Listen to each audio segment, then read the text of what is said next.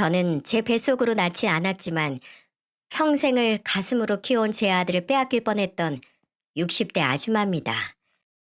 여러분, 여러분께서는 자식을 빼앗길 뻔한 적이 있으신가요? 아니면 혹시 빼앗기는 상상이라도 해보신 적 있나요?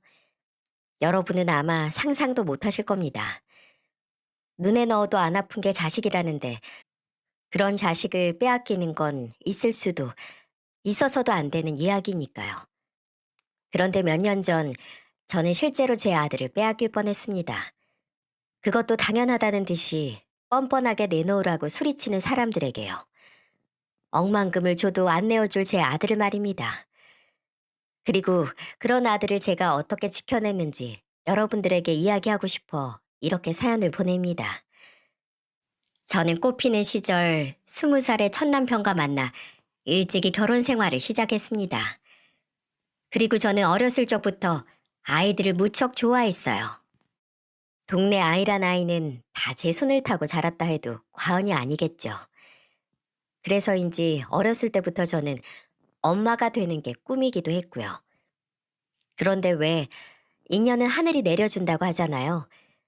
제 삶에는 자식연이 없었던 건지 애석하게도 저는 첫 번째 남편과 함께했던 20년이란 길고 긴 시간 동안 3명의 아이를 유산하고 말았어요. 20년이란 결혼 생활 동안 자식이 하나도 없으니 제 결혼 생활이 순탄할 일이 있었겠어요? 첫 번째 남편은 집안의 장남이었는데 그 시절에 장남에게서 자식이 없으니 시어머니가 절 가만둘 리 없으셨죠. 제가 시어머니께 혼이라도 나는 날에는 애도 못 낳는 게부터 시작해서 네가 우리 집 대를 다 끊어놨다 하시며 절 사정없이 몰아세우셨죠. 또 유산하고 슬픈 마음에 홀로 방에 누워있으면 시어머니는 어김없이 나타나 있던 애도 네가 잡아먹어놓고 어딜 누워있냐 하시면서 절 참 모질게도 내치시곤 했어요.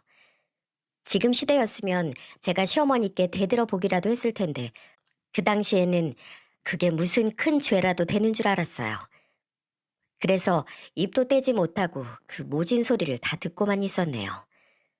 그렇게 시간이 지나고 이제 아이를 갖기 힘든 나이에 접어드니 시어머니는 절 사람 취급도 안 하시더라고요.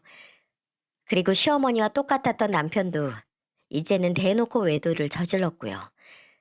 그리고 원망하는 절 보며 시어머니와 똑같이 아이도 못 낳으면서 이 집안엔 왜 있냐 라는 망언도 서슴없이 해댔네요. 그래서 결국 40이란 나이에 사람 취급도 안 해주는 그 모질고도 모진 곳에서 도망 나왔습니다. 첫 번째 남편과 이혼한 후 저는 한동안 아무것도 하지 못했어요. 40살에 자식도 없고 남편도 없고 심지어 친정도 없었던 저는 살아야 할 이유마저도 없었죠.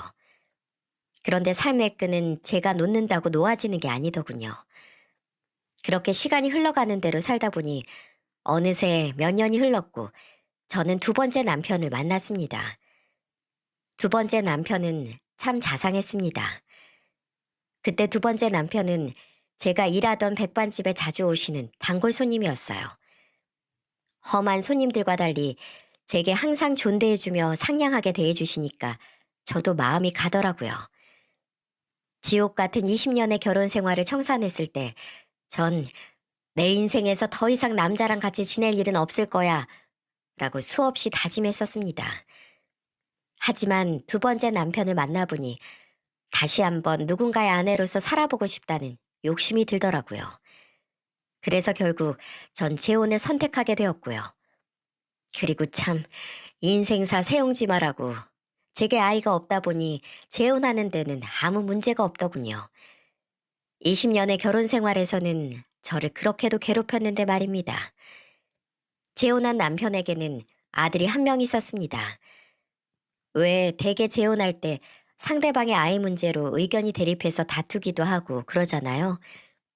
하지만 저는 아이를 갖는 게 절실한 소망이어서 그랬는지 남편에게 아들이 있다는 점이 큰 축복처럼 느껴졌습니다. 그리고 꼭 좋은 엄마가 되겠다고 속으로 수없이 다짐했죠. 그렇게 제가 40살 초반이었을 때 저는 이제 막 중학교에 입학하는 아들이 한 명 생겼습니다. 이름은 최혁준. 혁준이를 처음 만나던 날이 제겐 아직도 생생하네요. 중학생이면 많이 어린 나이도 아닌데 제 아빠 손을 꼭 잡고 나타나서는 눈에 상심지를 켜고 절 한참이나 째려보는 게 아니겠어요? 그 당시 혁준이의 키는 제 귀 정도는 높이였는데 다 큰 아이가 절 그렇게 쳐다보니 처음엔 꽤 무서웠죠. 그런데 이내 어린아이가 어떤 일들을 겪었길래 앳된 얼굴에서 나이에 맞지 않는 저런 표정이 나오는 걸까 하고 생각해보니 되려 안쓰럽더군요. 그리고 혁준이와 내가 친해질 수 있을까 하는 걱정도 들었죠. 그런데 그런 제 걱정은 현실이 되었어요. 몇 주면 될 줄 알았던 혁준이의 낯가림은 몇 달이나 지속되었는데 그만큼 제 속은 타들어가는 것 같았습니다. 이런 제가 딱해 보였는지 동네 아주머니들은 남의 자식 키우는 게 제 자식 키우는 것보다 어렵다라고 하시면서 절 위로해 주셨죠. 이런 위로를 받을 때면 그래, 이런 상황에서 나만 힘든 게 아니구나 싶다가도 한편으로는 혁준이와 내가 사이 안 좋은 게 온 동네 사람들도 다 알 정도구나 하면서 속이 좀 상하더라고요. 혁준이는 제게 온몸에 털을 아주 뾰족하게 세우고 있는 고양이 같았어요. 그리고 식사 시간만 되면 혁준이는 어김없이 제 아빠한테 혼이 났는데 이유는 이랬습니다. 최혁준, 너 왜 밥 안 먹어? 아빠가 또 화를 내야 먹겠어? 여보, 혁준이가 먹고 싶으면 먹겠죠. 식사 시간마다 왜 애를 못 잡아서 그래요. 너 또 엄마가 네 밥 했다고 안 먹는 거야? 너 지금 그게 뭐 하는 행동이야? 네 엄마가 너 좋아하는 잡곡밥에 고등어 구이에 된장찌개에 한 상을 차려놨는데 넌 왜 밥을 안 먹냔 말이야? 내가 언제까지 네 밥을 일일이 따로 차려줘야 하는 건데, 어? 사내 자식이 꾹 닫고만 있지 말고 뭐가 불만인지 말을 해보란 말이야. 혁준아, 아니야. 엄마가 미안해. 오늘 시장에 갔는데 고등어가 너무 좋았거든. 그래서 우리 혁준이한테 빨리 주고 싶은 마음에 요리를 내가 제 말이 끝나기도 전에 휙 하는 소리와 함께 혁준이가 또 상을 엎었습니다. 그리고 그날 처음으로 제 아빠에게 대들며 울면서 이렇게 말하더군요. 친엄마도 날 버렸어요. 10년 넘게 날 키워온 엄마도 내가 잘 때 그것도 한마디 인사말도 없이 날 그렇게 버리고 갔다고요.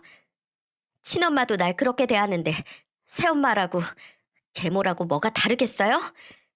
이 여자가 해준 밥을 왜 안 먹냐고요? 여기에 독을 탔을지 내가 어떻게 알고 먹어요? 나만 없으면 이 여자랑 아빠 둘이 잘 지낼 텐데 이 여자 눈에는 제가 눈의 가시 아니겠냐고요? 뭐? 뭐 이 자식아? 계모? 뭐 독을 타? 넌 그게 맨날 얼굴 보고 지내는 네 엄마한테 할 소리야? 네 버리고 간 친엄마야. 나 싫다고 도망간 거고 네 새엄마는 너랑 나 좋다고 여기 와서 같이 지내는 건데 너만 마음 열면 될걸. 왜 너 한 놈 때문에 우리 가족이 매번 이렇게 기분 나빠야 하냔 말이야. 거봐요. 아빠도 지금 내가 눈에 가시라고 얘기하시는 거죠? 나만 없으면 이 집안을 잘 돌아갈 테니까 나가라는 거잖아요. 뭐시? 순간 화를 참지 못한 남편이 혁준이의 뺨을 때리려고 했죠. 너무 놀란 저는 혁준이를 지켜야 한다는 생각이 들어 혁준이의 얼굴을 감싸 안았어요. 그렇게 남편의 손은 제 뒤통수를 때렸고 아악 하는 소리를 내면서도 저는 혁준이의 얼굴을 꽉 감싸 안고 있었죠. 여보, 왜 당신이 끼어들어? 남편의 말이 채 끝나지도 않았는데 혁준이는 절 그대로 밀어버렸고 전 바닥으로 벌러덩 나자빠졌습니다. 내 얼굴에 손대지 말아요. 아줌마 이러면 내가 뭐 감동이라도 받을 줄 알아요? 아줌마도 잠깐은 나한테 이렇게 잘해주다가 아빠가 마음에 안 들면 어느 날 갑자기 사라져버릴 거 아니에요. 내 친엄마도 그랬어요. 나한테는 항상 잘해주셨는데 아빠가 마음에 안 든다면서 저한테 말도 없이 떠난 거라고요. 아줌마도 아빠 보고 이 집 들어온 거잖아요. 그러면 그냥 아빠한테나 잘하고 아빠한테나 이쁨 받으며 살아요.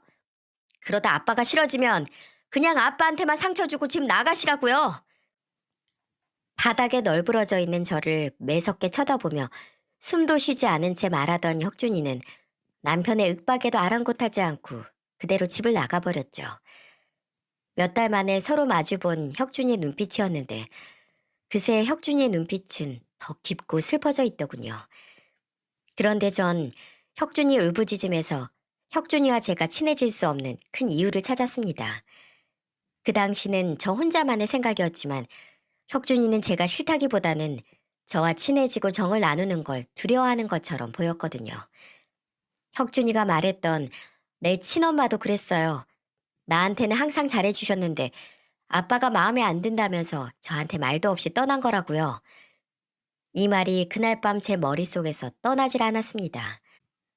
그리고 그날 혁준이를 기다리며 동네 아주머니들이 말씀하신 남의 자식 키우는 것이 제 자식 키우는 것보다 어렵다라는 말을 계속 떠올렸죠. 솔직히 위의 사건 말고도 혁준이는 제 인내심을 시험하는 것처럼 다양한 사고를 쳤거든요. 일일이 이 사연에 언급하기도 뭐하지만 정말 제 친아들이었으면 데려다가 몽둥이로 엉덩이에 시퍼렇게 멍이 들 정도로 때려서라도 그 버릇을 고쳐놨을 정도로 말입니다. 그런데 저 한 공간에 있는 걸로도 몸서리치기 싫어하는 앤데 제가 훈육을 한다 한들 그걸 본인을 위한 거라고 생각할까요? 아마 역시 계모야. 계모니까 나한테 이렇게 함부로 하지. 아줌마 친자식 같았으면 이렇게 화내고 때렸겠어? 라고 했겠지요. 그래서 전 하루하루 더 버릇 없어지고 망가져가는 혁준이를 보며 이러지도 저러지도 못하며 지냈습니다. 그러던 어느 날 결국 큰 사고가 터졌죠. 집에서 빨래를 하고 있던 저는 학교에서 온 전화 한 통을 받았는데 혁준이가 친구를 일방적으로 때려서 친구가 많이 다쳤다는 내용이었어요. 저는 그 길로 혁준이 학교로 찾아갔습니다.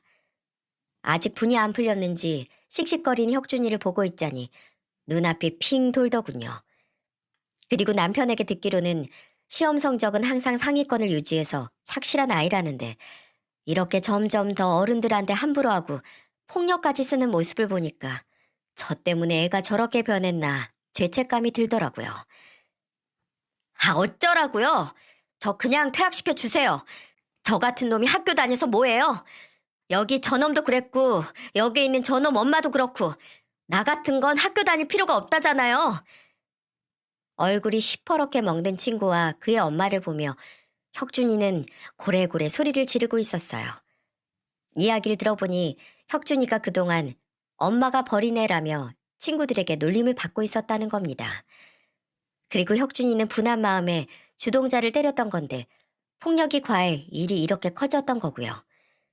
놀림받았을 혁준이를 생각하면 피가 거꾸로 돌지만 본인을 도와주려는 선생님의 어깨를 툭툭 밀치며 퇴학시켜달라고 고래고래 소리 지르는 혁준이를 보자니 이건 아니다 싶더군요. 전 그때 다짐했죠.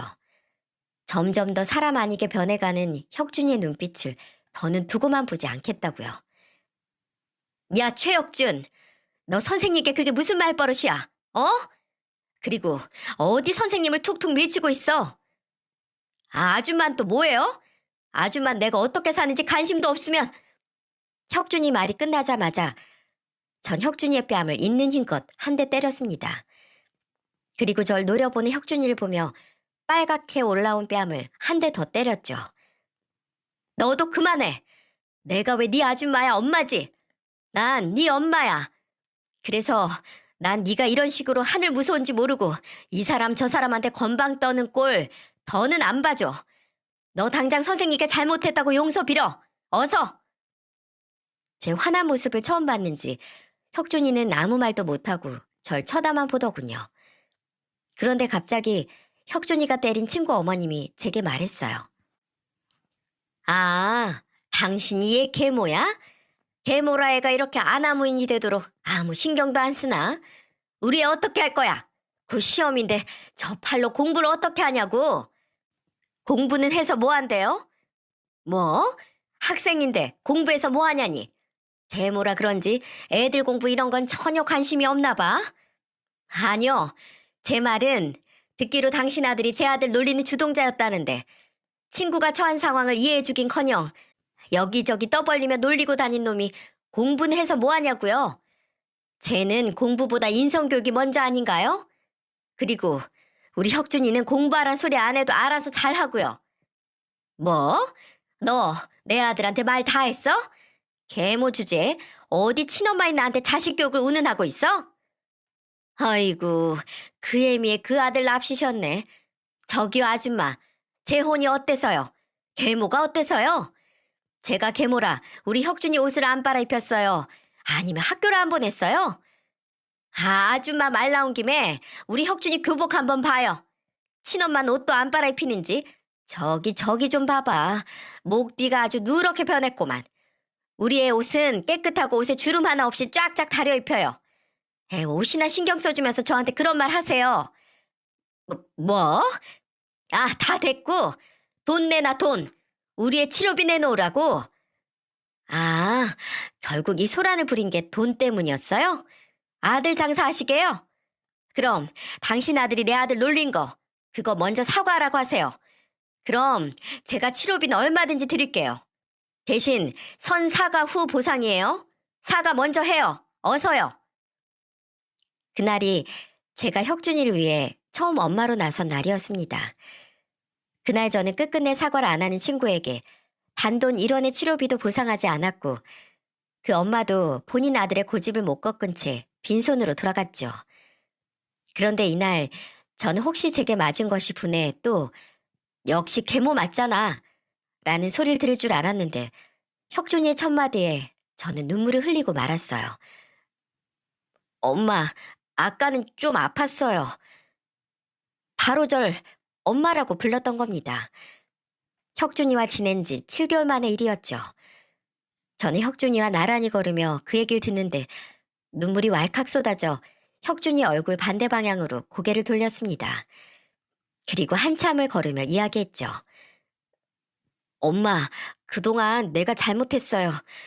난 엄마가 내 편이 아닌 줄 알았어요. 오늘 그 자식 엄마가 날 몰아세우는데 그때 내게 엄마가 없다는 게 참 서럽더라고요. 그런데 오늘 내 편을 들어주는 엄마가 있어서 참 좋았어요. 그랬구나. 아휴, 내가 더 일찍 오지 못해서 미안해. 그리고 아까 널 때린 것도 미안하고. 하지만 난 말하지 않아도 돼요. 엄마 마음 다 알아요. 오히려 엄마한테 맞고 나니까 정신이 확 들던걸요. 앞으로 나 다시 예전처럼 잘 지내볼게요. 대신 엄마, 나랑 약속 하나 해줘요. 엄마는 나 절대로 버리지 않겠다고. 혁준이의 진심 어린 속마음에 전 길을 가다 말고 혁준이를 안고 펑펑 울었습니다. 그렇게 남편과 저, 그리고 제 아들 혁준이는 제가 재혼한 지 7개월 만에 진짜 가족이 될 수 있었죠. 그 후로 제 삶은 여느 엄마와 다를 바가 없었습니다. 혁준이는 아침마다 제가 해준 밥을 먹고 등교하고 또 제가 챙겨준 도시락으로 점심을 먹었죠. 그리고 저녁이면 남편과 혁준이 저 셋이 둥근 밥상에 둘러앉아 저녁밥을 먹었고요. 그리고 혁준이가 성인이 돼서 했던 말이긴 한데 혁준이는 제 첫인상이 참 좋았다고 했습니다. 저를 처음 보자마자 제가 따뜻한 사람이란 걸 본능적으로 느꼈다면서 말이죠. 그래서인지 제게 마음을 여는 것이 더 힘들었다고 하더군요. 저한테 많은 걸 의지하게 되어버릴까봐 덜컥 겁이 났다면서 말이죠. 이 작은 아이가 이렇게 많은 부분을 따지고 재며 본인 감정을 조절하며 지냈다는 게 전 마음이 무너지듯 아팠습니다. 어른들이 살고 못 살고 하는 문제에 이 아이가 꽤 많은 상처와 트라우마를 갖게 되었다는 것도 알 수 있었고요. 대체 우리 혁준이가 무슨 잘못을 해서 이런 상처를 겪게 되었을까요?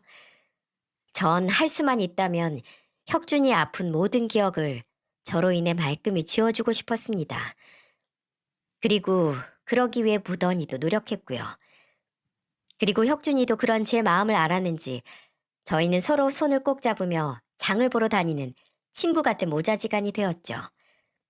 그런데 기쁨도 잠시 몇 년 후 공사 현장에서 일용직으로 일하던 남편이 추락사로 갑자기 세상을 떠나게 되었습니다. 그리고 하늘나라로 가기 전 제게 이런 유언을 남기더군요. 평생 같이 살기로 한 약속 지키지 못해서 미안하다.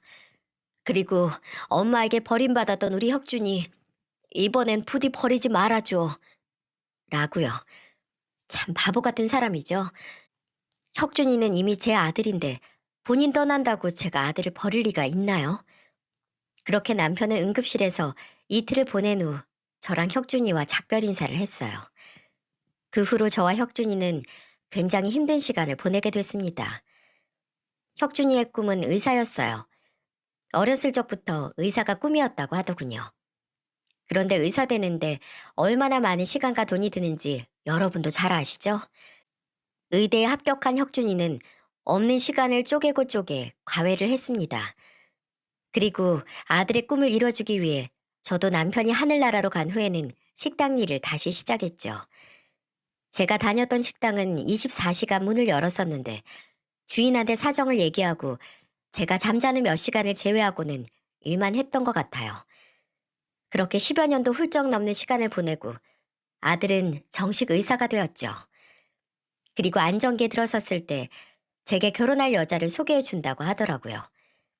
이름이 연주였는데 얼굴이 어찌나 예쁘던지 제 아들 혁준이와 같이 서 있으면 선남선녀가 따로 없더라고요. 어머니, 저희 왔어요. 그래, 혁준이 왔구나. 어머님 안녕하세요. 김연주라고 합니다.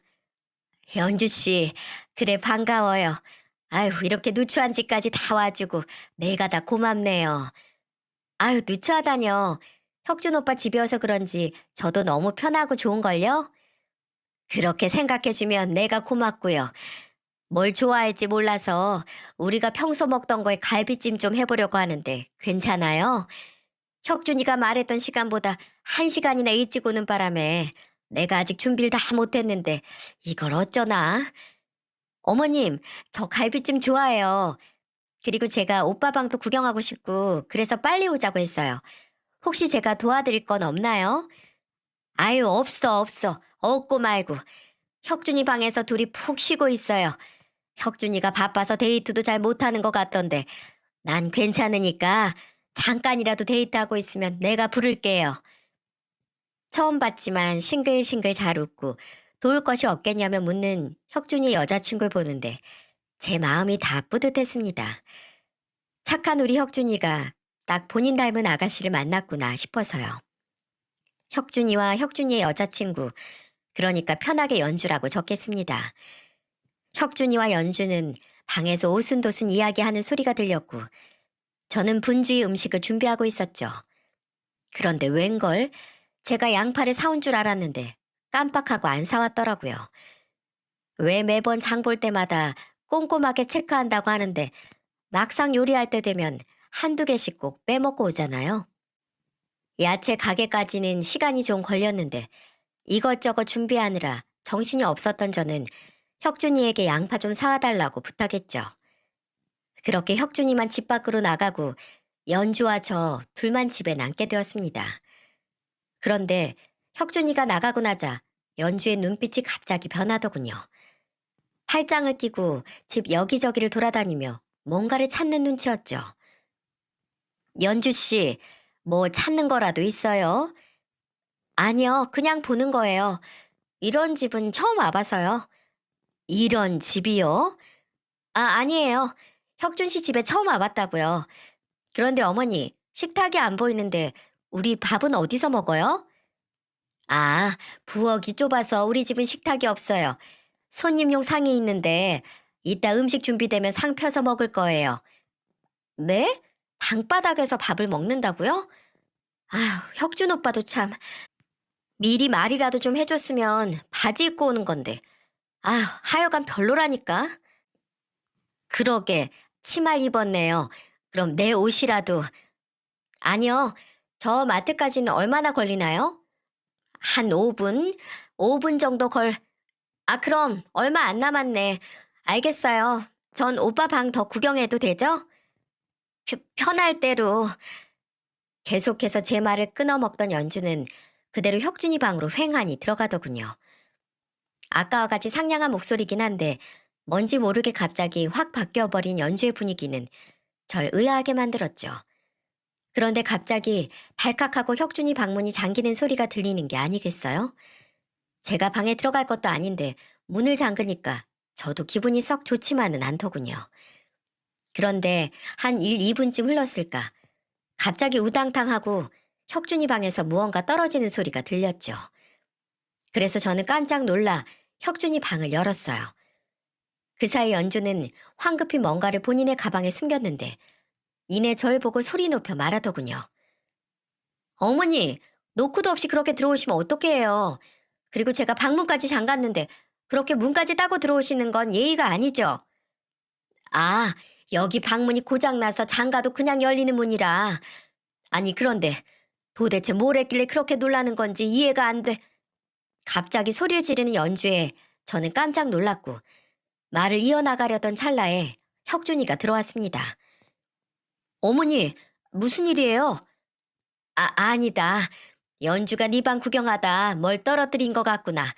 곧 식사 준비 끝나니까 밥 먹을 준비해라. 제가 갑자기 방문을 연 건 잘못이긴 했지만 그렇게 소스라칠 정도로 놀라고 소리를 지르는 연주가 내심 찝찝했죠. 그런데 혁준이가 다시 돌아오자 연주의 분위기는 처음 그때처럼 다시 바뀌더군요. 어머니, 음식 솜씨가 너무 좋으세요. 저희 가정부, 아니, 우리 집에서는 절대 못 먹을 맛이에요. 그렇게 말해주니 기분이 좋네요. 많이 했으니까 먹고 더 먹어요. 그런데 혁준이가 워낙 바쁘다 보니 내가 혁준이한테 연주 씨 이야기를 많이 못 들어서요. 혹시 실례가 안 된다면 무슨 일 하는지 물어봐도 될까요? 저 배우예요. 촬영하다 다쳐서 병원에 간 적이 있는데 그때 병원에서 혁준 오빠를 처음 만났어요. 그리고 어머님, 말 편하게 해주세요. 그게 제가 더 편할 것 같아요. 알겠어요. 그럼 이제 편하게 할게요. 그런데 배우라고? 어쩐지 처음 들어올 때부터 일반인 같지 않다 생각은 했는데 역시 배우였구나. 그런데 TV에서는 본 적이 아직 인기 있는 드라마에선 나온 적은 없어요. 일 얘기 말고 다른 얘기하면 안 될까요? 일 얘기에 갑자기 제 말을 또 잘라먹고 표정이 변한 연주. 그리고 황급히 말을 돌리는 혁준이를 보며 제가 뭔가 실수한 것 같다는 느낌이 들 때쯤 연주의 핸드폰 벨소리가 울렸습니다. 혁준이 방에서 통화를 한다고 하던 연주는 약간씩 언성이 높아졌죠. 그리고 이내 나와서는 식사를 다 끝냈는데 이만 먼저 가봐도 되겠냐고 묻더군요. 그래도 제게 처음 인사하는 자리였는데 그렇게 횡하니 가버리는 게 좀 아쉽긴 했어도 워낙 요즘 젊은 친구들은 바쁘게 지내니 그러려니 했습니다. 그리고 또 얼마의 시간이 흐르고 혁준이와 연주는 계속 잘 지내는 듯 했습니다. 그런데 어느 날부터 부쩍 혁준이가 술 먹는 날이 많아졌고 집에서도 얼굴에 늘 그늘이 져 있더군요. 왜 그런지 물어봐도 대답도 안 하고요. 제게 마음을 연 이후로 혼자 지내는 제가 심심하기라도 할까 미주알 고주알 다 늘어놓으며 이야기하던 앤데 이렇게 입을 꾹 다물고 있으니 여간 걱정되는 게 아니겠어요? 혹시나 연주와 무슨 일이 있나 의심하기도 했지만 연주는 혁준이가 없는 날에도 자주 집에 놀러 왔었어요. 그리고 저와 한참 수다를 떨고 갔던 터라 연주와는 상관없는 일이라고 생각했어요. 그렇게 혁준이가 연주네 집으로 결혼을 승낙받으러 간다고 했던 날이 왔습니다. 예비 장인어른 장모님을 뵈러 가는 날 아침 혁준이의 표정은 마치 뭐랄까요? 이런 표현은 좀 그렇지만 도살장에 끌려가는 소처럼 억지로 나가는 표정이었죠. 그리고 역시나 혁준이는 그날 밤 집으로 술에 취해 들어왔고 며칠이 지난 뒤엔 집요하게 묻는 제게 지쳤는지 연주와 헤어졌다고 하더라고요. 말로는 덤덤하게 헤어졌다고 하는데 마음고생이 심한지 혁준이는 하루가 다르게 야위어 갔습니다. 30대 후반이 되어서야 결혼하겠다고 처음 데려온 여자였는데 헤어진 게 좀 의아하긴 했지만 그것도 아들의 뜻이겠거니 하고 받아들였어요. 그런데 연주는 받아들이지 못한 것 같았습니다. 혁준이가 없을 때 골라 우리 집에 찾아와 오빠의 마음을 돌려달라고 사정사정했어요. 심지어 제게 옷이며 스카프 등의 선물도 챙겨와서는 말이죠. 그러던 중 제게 문자 한 통이 왔습니다. 안녕하세요. 연주 엄마입니다. 직접 뵙고 할 이야기가 있는데 만났으면 합니다. 어느 날 본인이 연주 엄마라며 제게 보내온 문자. 이전에 연주가 자주 연락드리겠다며 제 번호를 알아간 적이 있었는데 제 번호는 아마도 연주가 알려준 모양이었어요. 혁준이는 연주와 정리한다고 했는데 이 자리를 나가야 하나 말아야 하나 고민했었죠. 그런데 제 아들이 힘들어하는 이유라도 들어봐야겠다 싶어 전 약속을 잡고 자리에 나갔습니다.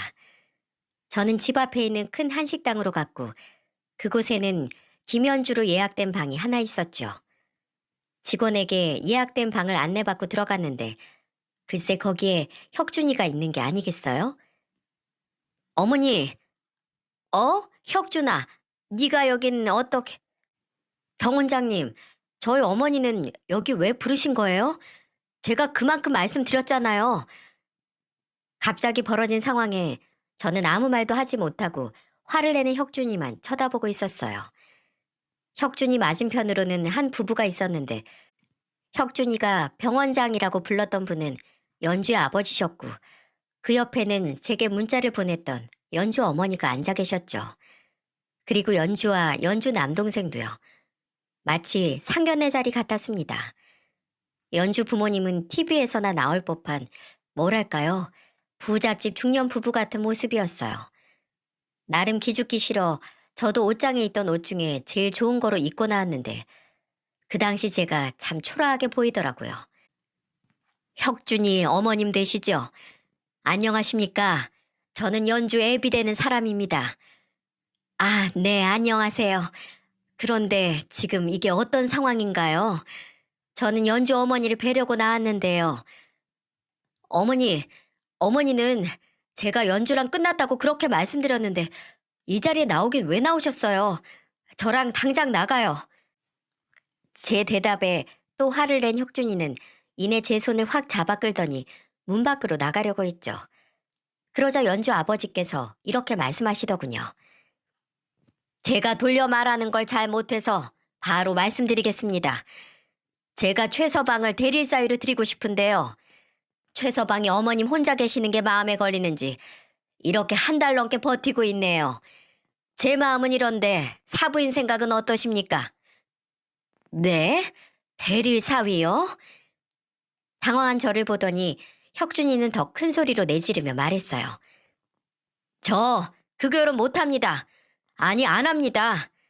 제가 연주를 사랑하고 결혼까지 생각했던 건 맞지만 두 분이 원하는 조건들은 절대 제가 용납할 수 없습니다.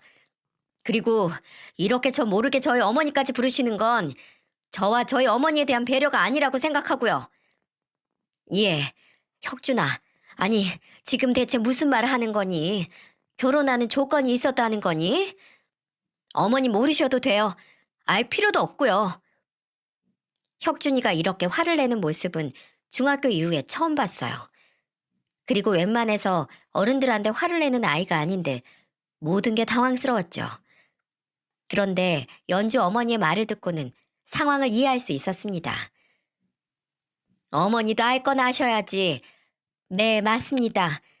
저희가 결혼하면 최서방한테 대릴 사이로 들어오라고 했습니다.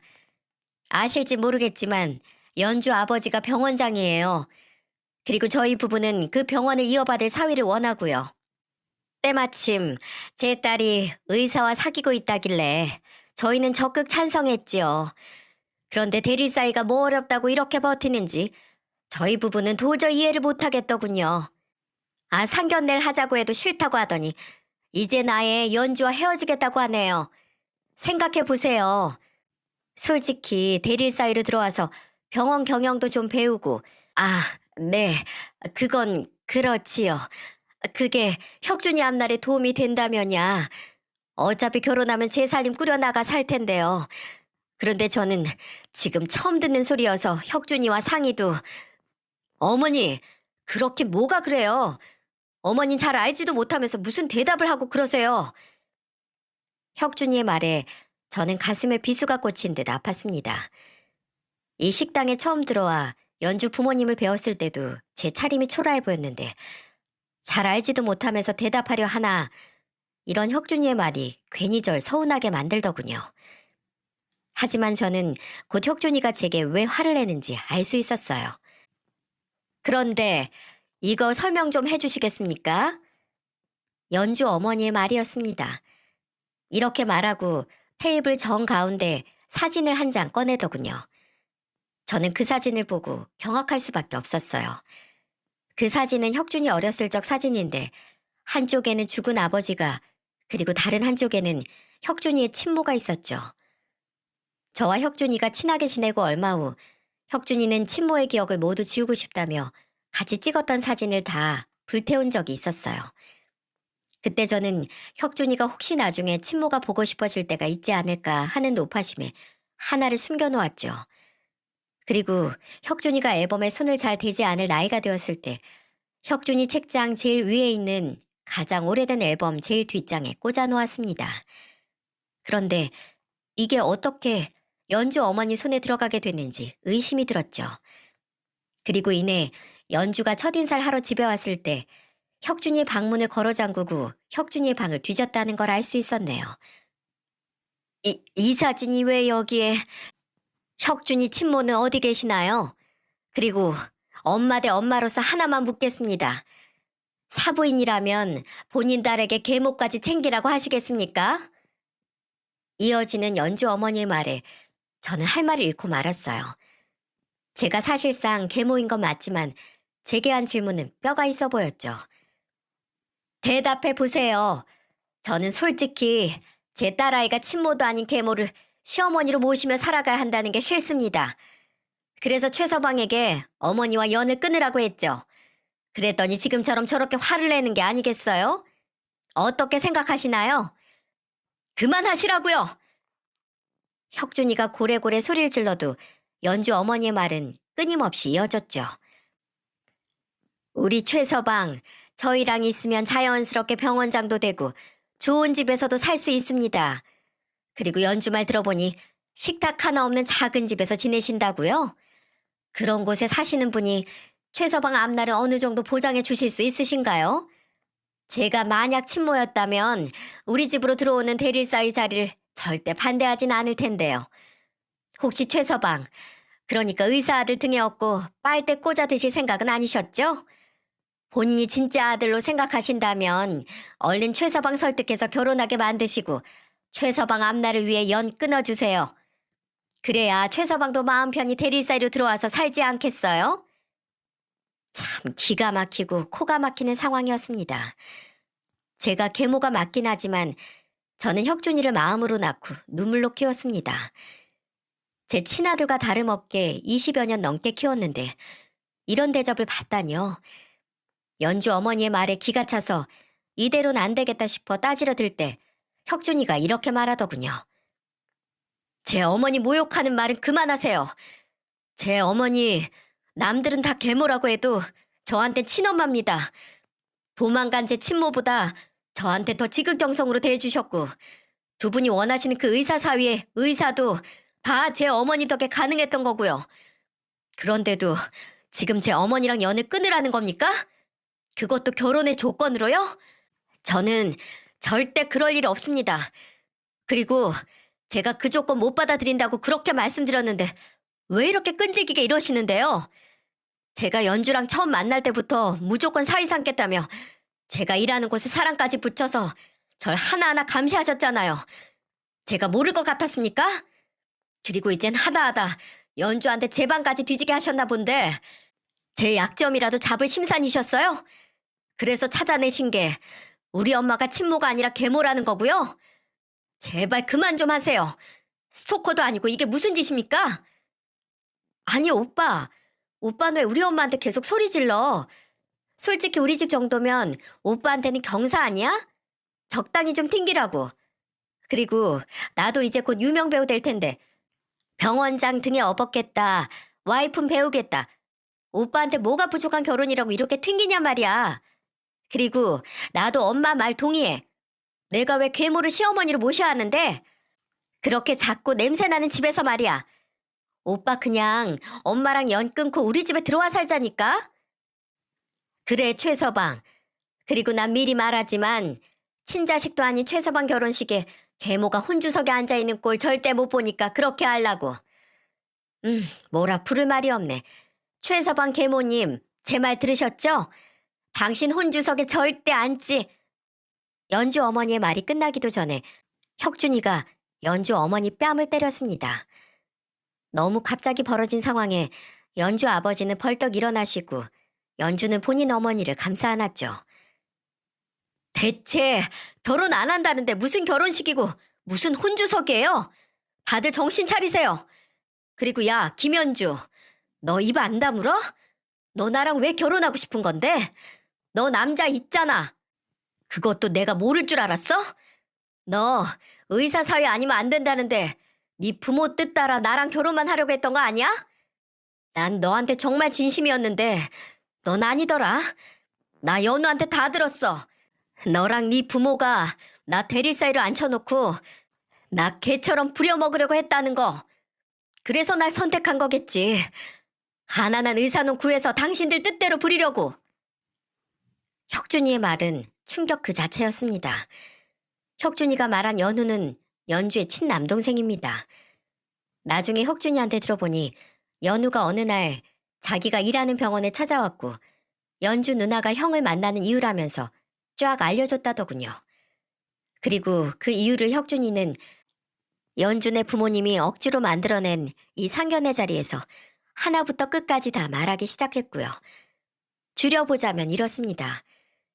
대대로 의사 가문이었던 연주 아버지는 연주 남동생인 연우 또한 의사가 되길 원했답니다. 연주는 처음부터 공부머리도 없었고 오로지 제 몸치장하는 것밖에 할 줄 몰라 부모 돈만 펑펑 써대는 바람에 포기한 지 오래됐고요. 그런데 연우는 의사에는 전혀 꿈이 없었다더라고요.